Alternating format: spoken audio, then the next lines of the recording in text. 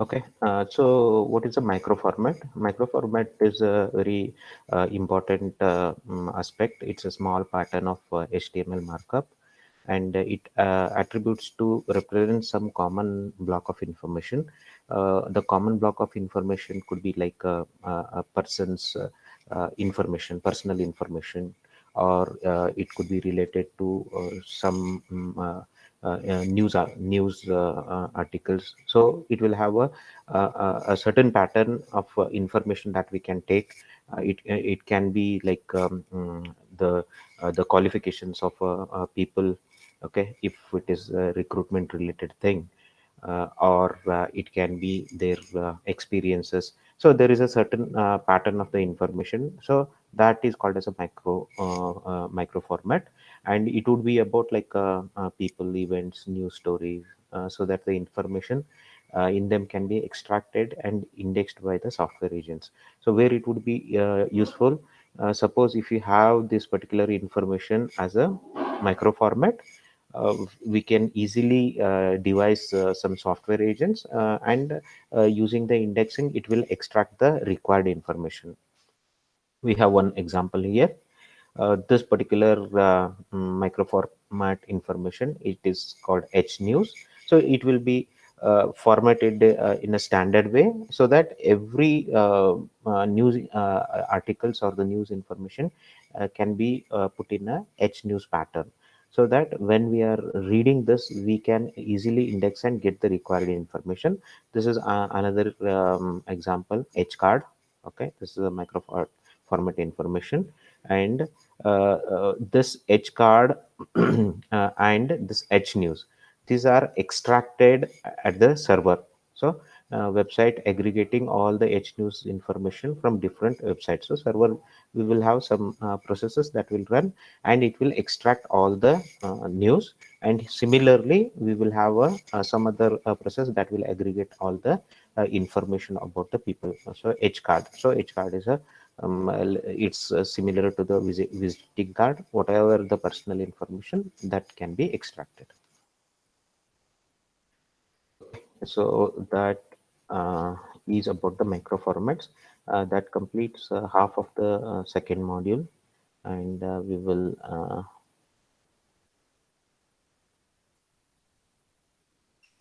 look into the advanced CSS.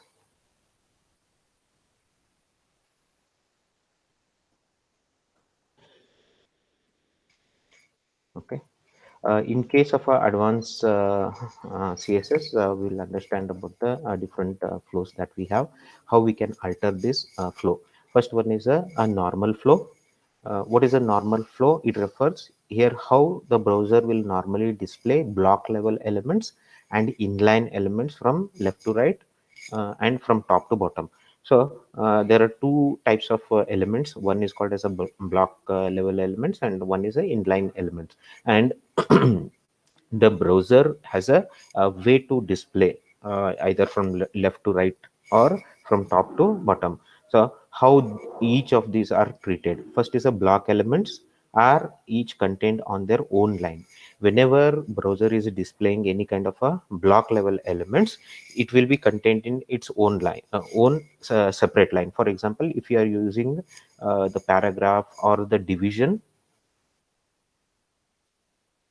if you are using paragraph, division, header to list, okay, table, they will be displayed on a separate line. Suppose if you have two paragraphs, they will be displayed on the two separate lines. So block elements, they are contained in their own line. However, inline elements, opposite to that, they will not be displayed on their own line. So they will be part of a same line. Inline elements do not form their own blocks, but instead are displayed within the lines. For example, we have em, link, image, and span. Whenever you are using these elements, they will come one after the another. Suppose if you are using multiple images, and let's say you are using few links along with that, if you use as is those elements, it will be displayed side by side. They will be displayed on the same line. So we'll see an example. So here is the example. we have a few elements, block elements. Each block element, you can see it is contained in its own separate line. Okay, each block exists on its own line and displayed in a normal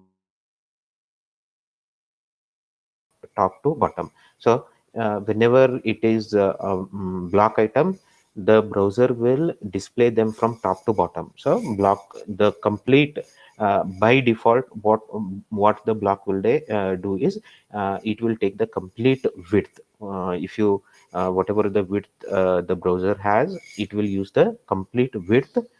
And if there is another block element, it will be shown on the next line. So you can see all these are the block elements. We have h1 list, paragraph, division, h2 and paragraph.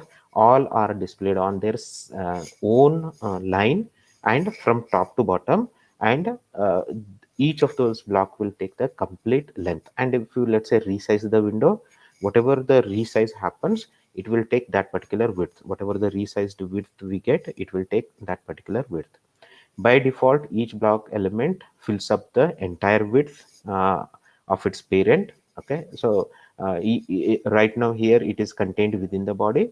If we have an element inside another block, okay, it will take the width. Whatever that block gives the width, it will take that complete width, which is equivalent to width of the browser window. Okay, you can use CSS box model. Okay, you can use CSS box model properties to customize, for instance, the width of the box and the margin space between other block elements. Okay, we have already saw the box model, and it provides a property. Okay, the border property, margin properties, padding properties. You can use those each of those properties to control what width. If you want to have the a space between the different blocks, you can do that using the CSS box model properties. So here is the example. You can see we have a paragraph here. Paragraph, as we know, it is a block element, and inside the paragraph I have some text. You can see here this photo. Then I have the image HTML tag. Okay, and the image HTML tag starts here, it ends here. After that, again I have some text. After that, I have a link. Again, at the after the end of the link tag, I have text New York City. Okay, whatever the text, and some other HTML element. Example strong is there, and the paragraph closes. So paragraph is a block element, and inside it, it contains a text, image, link. Okay, and the strong HTML tag. All of these are inline elements. So how it is displayed? You can see paragraph will be displayed like this on its own line, and inside the paragraph, all these inline elements will be displayed one by one, and it will take, we know the block element will take the complete width, and inside that width, each of these element will take its own space, and that space is decided by what is the content. So what is that in example text, the width of the text will decide how much space it will take, and it will start taking the space from left to right. Inside the block, each inline elements will take the space from left to right, and if that width is complete, then it goes to the next line. The size of the block, or the rather height of the block, that is paragraph, is decided by the content. Whatever is the content inside, that will decide. So as long as it fits on the same line, it will fit all the inline elements. If it needs more space, then it goes to next line, and so on. Inline content is laid out horizontally left to right within its container. Once inline is filled with the content, the next line will receive the remaining content, and so on. It will go on to the next line. Here, the content of this P element is displayed on two lines. You can see it is the content of the P element is displayed on two lines. And let us say we resize, we make the browser window smaller. You can see now what happens, since the width is less, it will flow onto the next line. So we can see the a third line. Inline elements. There are two types of inline elements. One is called as a replaced inline elements, and second one is a non-replaced inline elements. And what is a replaced inline elements? These are the elements whose content and the appearance is defined by some external source. So whatever is the content of these inline elements or their appearance, it is controlled, or it is defined by the some external external resource. Example is the image. So when you are using the image tag, img tag, or the img element, the size and the appearance is dependent on the what is the size of the image, right? So that is how it will take. Those are called as a replaced inline elements. And opposite to that, non-replaced elements, these are the elements whose content is defined within the document. So it will not depend on external resource. It will depend on its own content, which includes all other inline elements. So for example, if you want to display a text, so whatever is the text you are using, so that will decide the appearance. So this is a one example, and they have put all the elements together. Here it gives an example. There are multiple block elements, and inside the block elements, there are inline elements, and this block element has some inline element. This block element has a few inline elements, and this particular block div has blocks inside its own block. So this is an example block inside another block, and each of those block may have one or more than one inline elements. So here you can see a document consists of a block level elements stacked from top to bottom. So if there are multiple blocks, they will be stacked from top to bottom, and it will take the width of the window. Within a block, inline elements are horizontally placed from left to right. Some block level elements can contain other block level elements. This is the example. And in that scenario also, inside the block, the blocks inside the parent block will be placed from top to bottom. And inside those child blocks, the inline elements will be placed from left to right.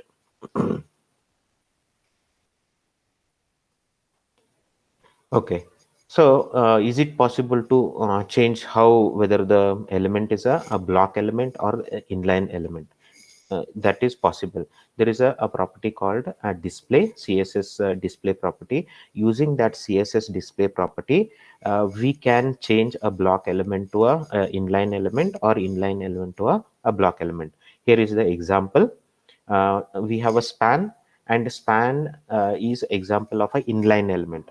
Suppose if you want to make it as a block element, so you will define the selector for the span, and you will provide the property display colon block and semicolon. So you already know how to use the selectors, different types of selectors to specify the properties.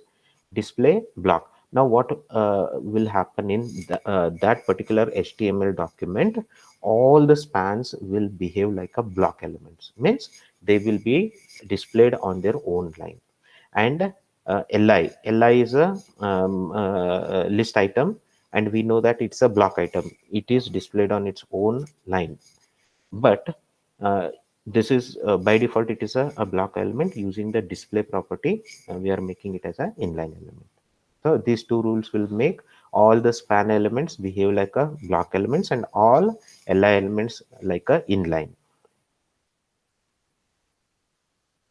So now next is the positioning of the elements. How to position these elements on the HTML document. So it is possible to move the item from its regular position in the normal flow. Okay. So in the normal flow, we saw like block elements are displayed top top to bottom, and they will take the complete width. And inline elements inside the block, it from left to right. So can we change those positions? Yes, there are certain properties available using which we can change the position. So move an item outside of the browser viewport, so it is not visible. So it is possible to move out an particular item out of the viewable section of the browser, and we can make it not visible. Position it so it is always visible in a fixed position while the rest of the content scrolls. So this is the case where you don't want to show a particular item. This is the case you want to put it in a fixed position so that it is always visible, irrespective whether you are scrolling the document horizontally or vertically. That particular item can be made fixed and it will be visible all the time. The position property is used to specify the type of the position. So the what is that property? The property is named as position. Using that position, we can place the each item as per the requirement. So the position attribute or the position property has a few values, and based on those values its behavior will change. The first value is the absolute. If you set position colon absolute as the property for any of the HTML tags, the element is removed from normal flow and position in relation to the nearest positioned ancestor. So if you make certain tag as position property as absolute, what will happen? It will be removed from the normal flow. Whatever the browser uses the normal flow, it will be removed from that flow, and that particular tag will be positioned with respect to the nearest positioned ancestor. Means nearest, whichever is the nearest positioned parent is there, with respect to that parent it will display that particular item. Next one is the fixed. If you set the position as fixed, the element is fixed in a specific position in the window even when the document is scrolled. So if you want to put the item in a particular fixed position, you can set it as a fixed. Irrespective of the scrolling of the document, that position will remain the same. Next one is you can set the position as a relative. The element is moved relative to where it would be in the normal flow. So here it uses the normal flow, but it moves the element whenever you are doing the resize or anything. It moves according to the relative position as per the normal flow. And static, the element is positioned according to normal flow. This is the default. So normal flow is the default. When you set it as whether you set it or not, the value will be set as a static, and that is the default value where the element is displayed according to the normal flow. Relative positioning. In relative positioning, an element is displayed out of its normal flow position and moved relative to where it would have been placed. So we already understood when we put it as a relative positioning. So it will be displayed out of its normal flow, and it will be displayed relative to where it should have been placed. Okay. The other contents around the relatively positioned elements remembers the element's old position in the flow, and the space the element would have occupied is preserved. So it remembers whatever the position it had, and whenever there is a change, whenever there is a resize, it will remember, it will move relative according to whatever the reposition. It will remember those spaces and it will move the item. We will see the example for that. So this is the example of a relative positioning. We have in this particular HTML document, we have one paragraph. Okay. So this is a very big paragraph that is not shown completely. That is the this particular display. After that, we have a figure. Inside the figure tag, we have image, and that particular image has a fig caption, that is figure caption. That is this element that corresponds to figure. And after that we have uh, another paragraph, which is a long paragraph which is not displayed here. That is the document we have. If it is displayed as is, it will be shown like this. Suppose if you want to move it with respect to the normal flow, wherever it should have been positioned. From that position, if you want to move it, then you will use the relative property for the position, relative value for the position property. You can see the figure, CSS here. There is some border style is given, okay, width, what kind of a line and what color. Background color is specified for this figure, what background color it will have. Padding, okay, so it will have a 5 pixel padding. Width, this particular image is having fixed width, that is 150 pixel, and position is relative. And when we talk about the position, it is always from the top left corner. So when you are positioning an item, always it is positioned from the top and left corner. So top left is, so for this document itself, this is top left, this is the positioning. Now in a normal flow, where would have this particular figure would have been displayed? It would have been displayed like this. From this position, it will move relative, okay, so it will move relative to this position. How much it will move? From top, okay, so from the top it will move 150, okay, and it will move from the left 200 pixel. So 150 and 200 pixel, and it will be displayed like this. I will show you the code for that.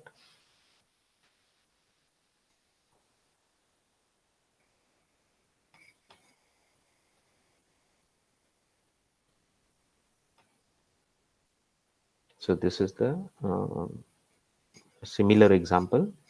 Okay, I have some text here. This is the paragraph I have, and I have figure.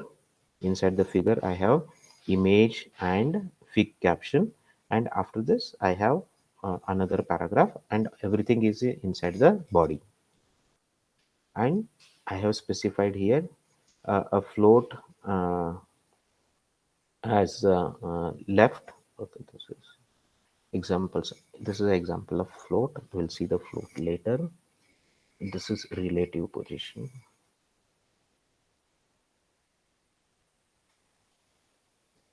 So whatever I explained earlier, HTML, it's all same. So we have the same thing here, paragraph, figure, and another paragraph. And I did not specify anything here. Now how it will be displayed, we'll see. I will open one more window.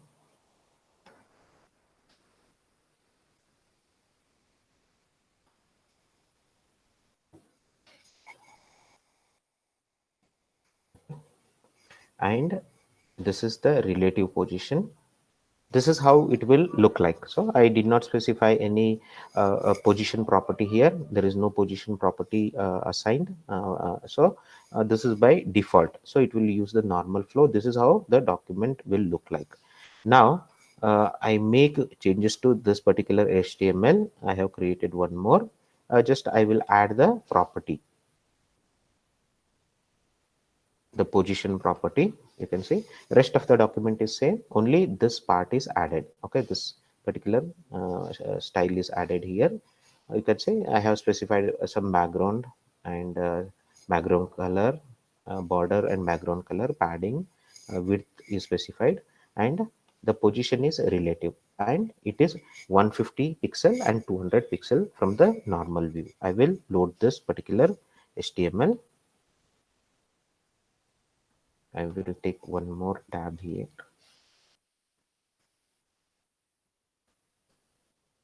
Now you can see, okay, this is the HTML. Now you can see this is the normal view, and this is how from that normal position it is displayed. So from top and from left, so it will be positioned like that. Just if you want to see the difference, just I will reduce so that it will move, then you can make out the difference. I will just say 50 and 70. So it should move closer to the left and little up. Just I will reload this page. Okay, you can see that. So this is how it will be displayed relative.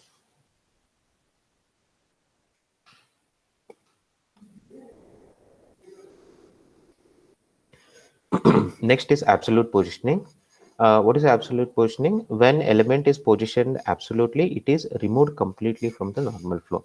So whatever, when you specify a particular element position value as absolute, it will be removed from the normal flow.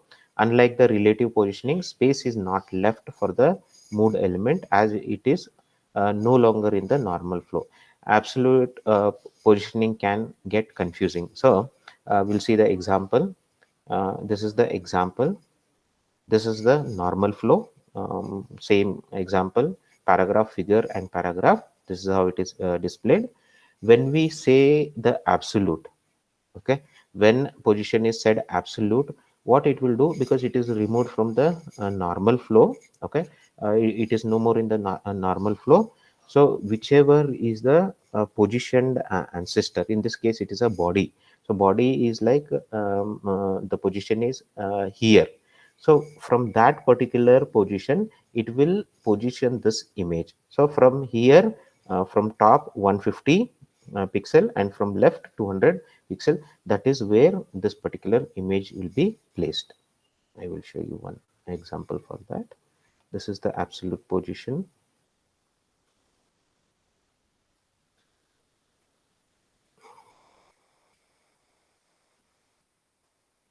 Okay, this has two elements. Okay, the document is exactly the same. Here I have one for figure, I have absolute position, and also for figure caption I have the position specified as absolute. So where is figure caption? Figure caption is inside the figure. We will load that particular page.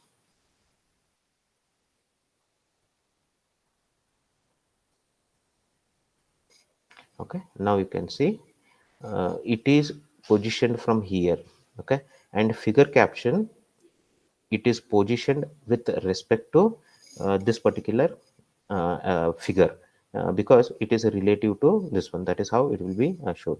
So even when let us say we resize, so you can see this is getting changed, right? It is getting changed, but the absolute this one is not changing.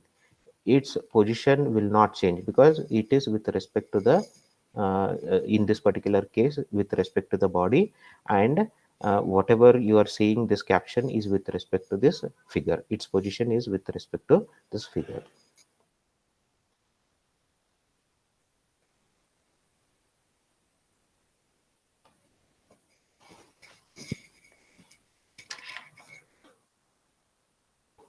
Okay. A moved element via absolute position is actually position relative to the nearest position ancestor container. So that is what I just mentioned. So whenever it is positioned, it is positioned with respect to ancestor container. In our example, this for this the container is the body. With respect to this particular position, it has placed this element, and for this is the figure caption. For this figure caption, the positioned ancestor is this figure. So this caption is positioned or displayed as per the position of this figure. That is the meaning. So this example just I showed, okay, it includes both absolute positioning. This is without any position element, and this particular is uh, with respect to the figure is position is absolute, top 150 pixel, left 200 pixel. What is the meaning of that? This is removed from the normal view, so it will not be displayed like this, and it will be positioned from its parent, okay, ancestor, okay, a positioned ancestor, that is a body. From there it will be displayed 150 and 200 pixel, and inside this figure we have the caption, okay, fig caption.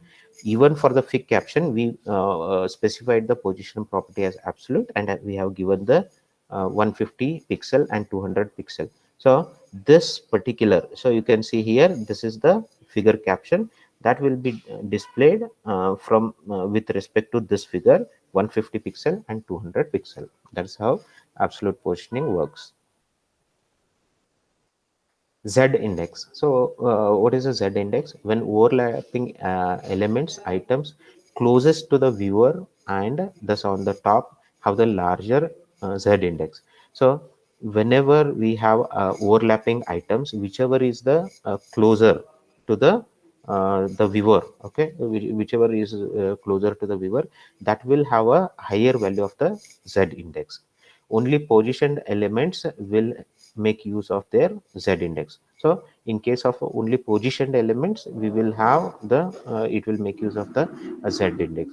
And simply setting Z index value of elements will not necessarily move them onto the top or behind the other items. So if by just by setting the value of Z index, it may or may not move the items. We'll see that why that happens. For example, here we have same document, paragraph, figure and paragraph. And for figure, the position is absolute, and the position is given by top and left pixels. This is 150, 200 pixel. That is how it is displayed here. And figure caption, again it's a absolute 90 pixel and 140 pixel. So you can see from here it is 90 and 140 pixel. You can see these two, the figure and figure caption, are overlapping. And according to the Z index, if we set Z index value higher, okay, it should come to the forward, and the whichever element which has a Z index less, it will go to the background. You can see here figure, the Z index, apart from the rest of the properties, Z index is set as 5. The figure, Z index is set as 5, but figure caption Z index is 1, right? You can see this is lower and this is higher. In spite of that, you are seeing the figure caption on top of the figure. So why this is happening? Note that this did not move the figure on top of the figure caption as one might expect. This is due to the nesting of the caption within the figure. So why this is happening is the figure caption has been nested inside the figure. That is the reason it is not showing. How to handle that? Okay, so in order to handle that, what we can use is we have to use the value whichever you want, whichever element you want to uh, uh, take behind the another element. What you have to do is you have to set the value for that particular element less than 0. You can see here the figure caption, figure is set as Z index as 1, some positive value, and figure caption is set as less than 0, that is -1. Now you can see the figure caption has gone behind and the figure has come on top. So instead of figure caption, Z index must be set below 0. The figure Z index could be any value equal to or above 0. So any value, you can give any positive value. This is how you will change the and if you reverse it, now figure is -1, Z index is 1. You can see the figure going behind and the figure caption coming on to the top. We have an example for that.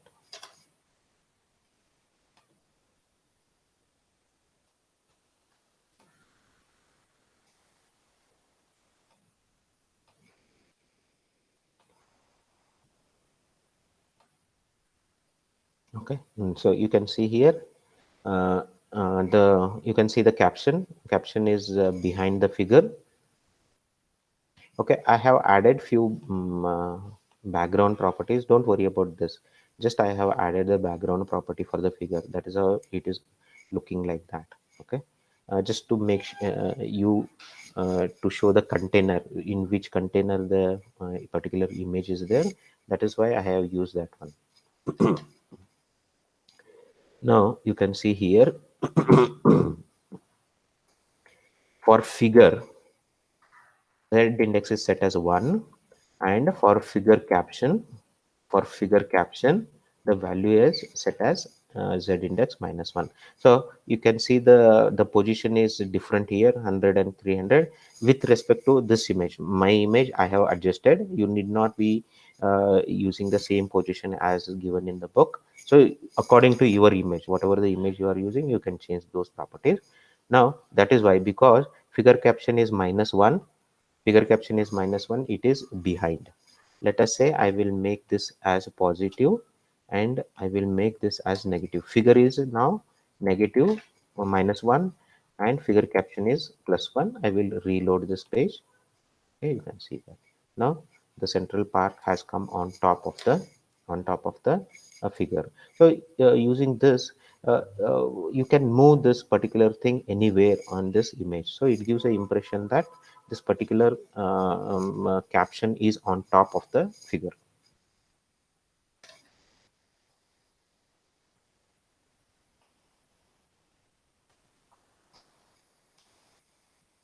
Okay, next is a fixed position. Let us say you don't want to change the position, irrespective of how the document is scrolled up or down. You don't want to move that particular element. Then you can set the position as fixed. In this particular example, the figure, the position is fixed, top 0, left 0. That means this corner. That is the okay. Elements with a fixed positioning do not move when the user scroll up or scroll down the page. I don't think I have an example for fixed. Okay, I have 11.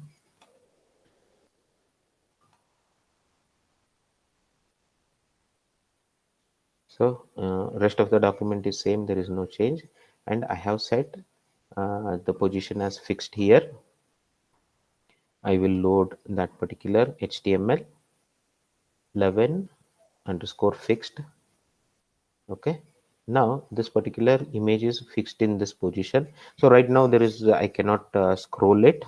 Let me resize it.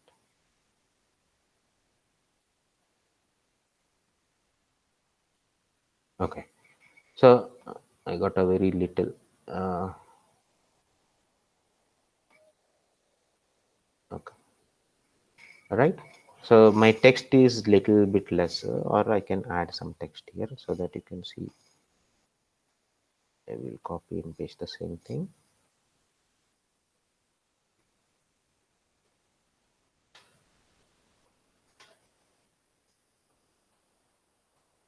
Okay. Okay, now this is how it will look like. Its position is fixed. Okay, irrespective of what the content is here, this position will not change. And let us say your content is so much, you have to scroll down. Okay, see,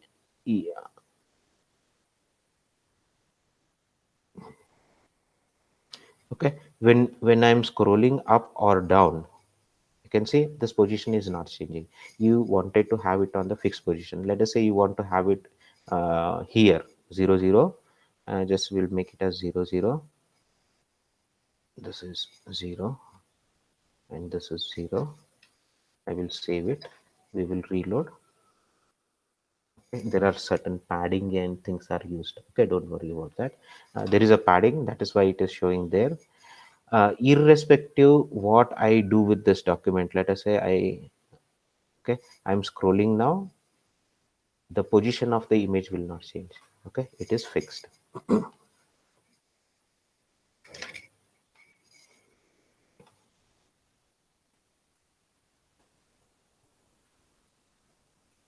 Okay, next is floating elements, a very important concept. Floating elements. um, uh, yeah, so using floating elements, it's possible to displace an element out of its position in the normal flow via the CSS float property. So we have a float property using which whatever is shown in the normal flow, we can make the element to a float. An element can be floated to the left or to the floated to the right. So either you can make a element to float to a left or to the right. When an item is floated, it is moved all the way to far left or far right of its containing block, and the rest of the content is reflowed around the floated element. Suppose you have a block, inside that particular block, let us say you want to float the image. When you say with the normal flow, it will have a certain display. If you want to float it to the left, what you can do is you can set the float property as a left, so it will be floated to the left, extreme left, and extreme left of the containing block. So wherever the containing block has its left margin, it will be shown to the left. If you set it as a right, it will be shown to the right. And let us say if that particular block has other elements, what it will do, whenever this image floats, all other elements will reflow. Okay, so they will get readjusted inside according to the normal flow. And the float property has four values: left, right, both, and none.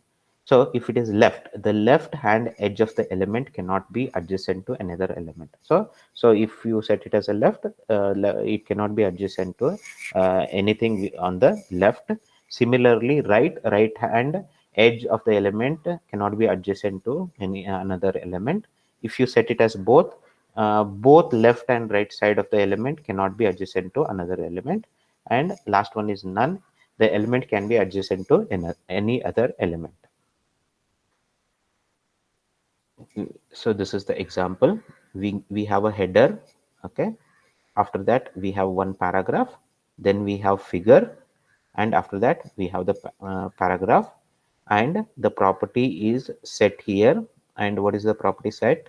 The border is given for the figure, background is given, margin, there is no margin, little padding is there, 5 pixel, and width is specified. Okay, if we have like this, then it will be displayed like this. So I have a big paragraph here, and after that image is there, and I have another big paragraph. This is how it will be displayed. And if you specify float left for the figure, so you can see the property float here, and you have specified it as left. Okay, when you if you specify it as a left, it will move to the extreme left. And after that you can see this as the rest of the element will reflow. These are all are inside the body, rest of the elements will reflow. And if you set it as right, okay, this is the float right, the figure will move to the right, and rest of the elements will be again it will reflow. And if you see here, notice that the width must be specified. Whenever you are using a float, you must specify the width.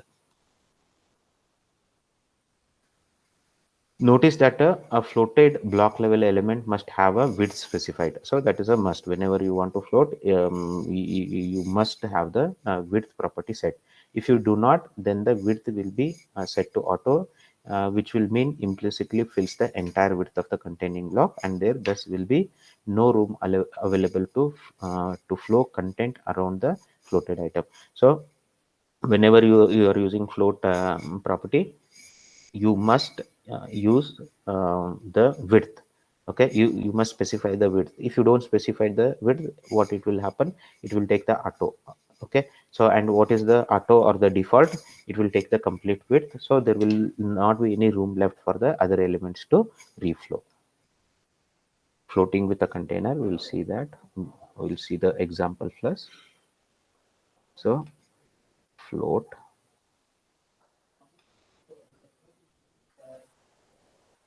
So here I have the same example, and the property is set as a float as a left for the figure. And we will load this particular HTML. So right now this particular property for this figure is set as float, and after it floating to the left, rest of the elements will be reflowed. So this is how it will look like. And let me change it to right.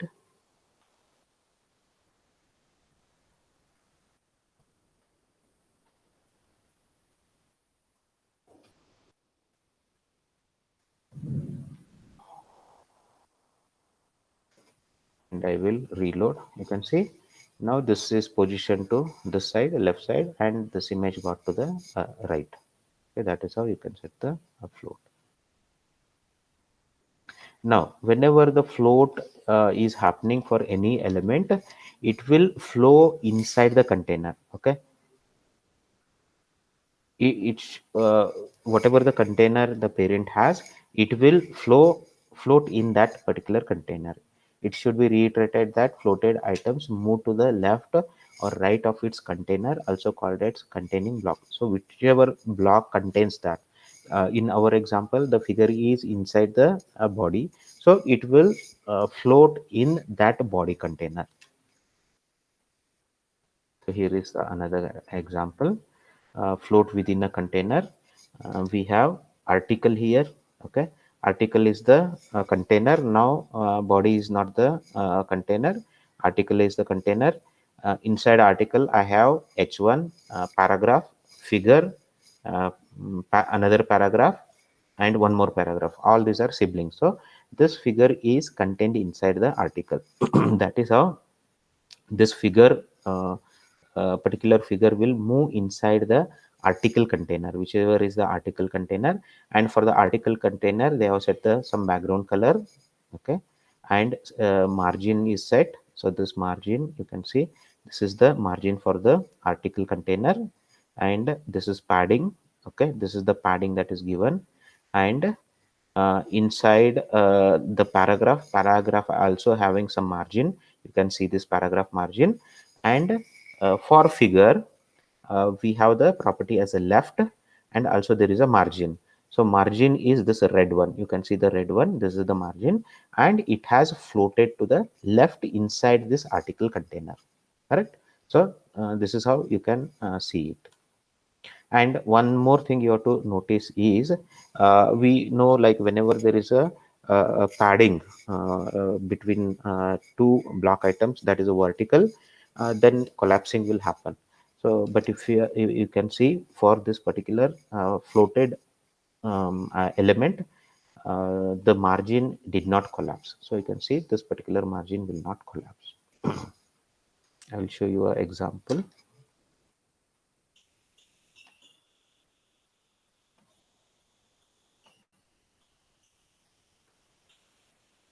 See, all these examples you need to practice, otherwise you will not understand. Okay, unless and until you write the code, you will not understand. So you have to make sure that you are working on the coding. So the same example, I have an article, that is the container, and inside the article I have one paragraph, one figure, and one more paragraph. Okay, that is the HTML document. And here for article, margin has been specified, padding has been specified. Okay, for paragraph, margin is specified, and for the figure we have float property is set. Here it says right or left. So we'll, if you give the proper color to the uh, padded area, then you will be able to see the difference. Okay, now this is the article. Inside the article, so this is the boundaries of the article. I have given the background color. This is the boundary of the article. Inside that article, this particular image is floating, not with respect to the body. Let me make it as a left, so that you can see that particular image moving to the floating to the left. With respect to this particular article container, this is there because the article has some padding, so it is using that padding, and that is how it is displayed. Okay, floating multiple items side by side. Okay, it is possible to have multiple items and they float side by side. When you float multiple items that are in proximity, each floated item in the container will be nestled up beside the previously floated item. So if there are multiple items that are floating, so how the floating will happen, whatever whichever item has floated, against that the next item will float. All other content in the containing block, including other floated elements, will flow around all the floated elements. So if floated elements flow to the left, others will flow to the right. So here is the example. In case of this particular example, inside the article, we have figure elements 1, 2, 3, 4, 5, 6 figures are there, and there is one paragraph. Okay, one long paragraph is there. And for figure, all these figures, the float property is set as left. Okay, you can see here the width is specified and float is set as left. Inside this article container, there are 6 figures, all are floating. Now with this particular size, you can see one of the image has floated, and with respect to that, others are on the right, and the paragraph is displayed here. And when you change the size again, okay, so here you can see you increase the here from this window to this window, you have increased the height. Again it will refloat. Okay, the other items will refloat, and rest of the paragraph will be shown here. And if I reduce the height and increase the width, you can see this will float back again. So, and rest will float with respect to the floated item, and the other paragraph will be shown here. Okay, clear property. Suppose, let us say you don't want any particular item to be floated. Okay, you don't want it to float, even though there are other items that are floating, and you don't want that particular item to float. What you can do is you can use the clear property. You can stop elements from flowing around a floated element by using the clear property. So this is clear is the property, and it is set to left. And this is a class selector. You already know there is a class selector created called as a first. Okay, the class name is first, and dot specify it is a class. And what you are specifying, you are just saying clear property is set to left. Now we know all these images, so this is the same example as the previous one. All these are uh, having a float property set set. And some of these things, some of these figures you don't want to float, then what you can do is you can use the clear property. Now you can see for this image, okay, and for this paragraph, class is equal to first. So we are specifying the class selector here. So it will take the highest precedence. So it will override whatever is set in the figure. It will override, and it will make clear left. So this particular image will be shown on the left. Similarly, paragraph, you don't want that paragraph, earlier images you see this paragraph being floating around. Okay, you don't want that to float. What you will do is you will set class is equal to first for that paragraph. Why class is equal to first? In the first you have specified the property of clear as left. That is how you can control. Containing floats. Okay, okay, we'll see it in the next class. Containing floats.